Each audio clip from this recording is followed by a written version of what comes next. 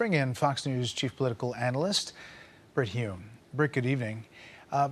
What do you make of this battle of words in different colleges and universities? Well, the one thing about this hideous event that we're witnessing and have witnessed is that it's been like turning over a rock in a number of precincts.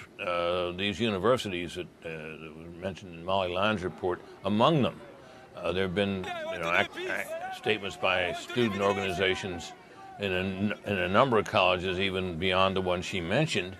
And the student administrations, the administrations of these colleges have been not entirely, but largely weak in their responses, as if there really could be some moral equivalence between the people who commit these hideous atrocities and the people who are the victims of them and are now responding to them.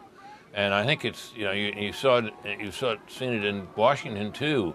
Rashida Tlaib, the Democratic House squad member, who's been so outspoken on so many things, racing away from our correspondent, asking her about these horrible atrocities.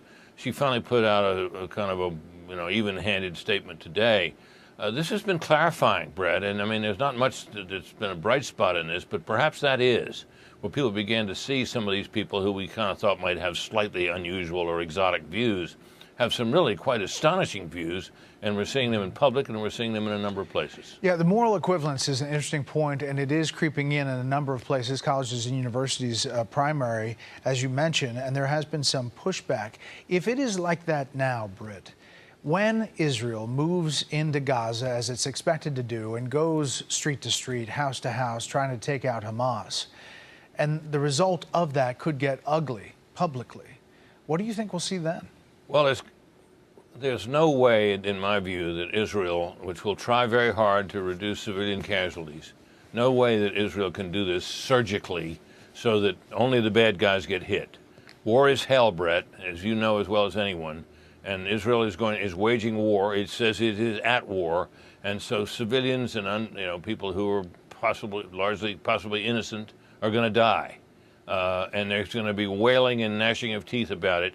It'll be a test for this country, for the international media, and it will also be a test of the Biden administration. The president has been firm and strong in his statements of the last 2 days, particularly the one yesterday.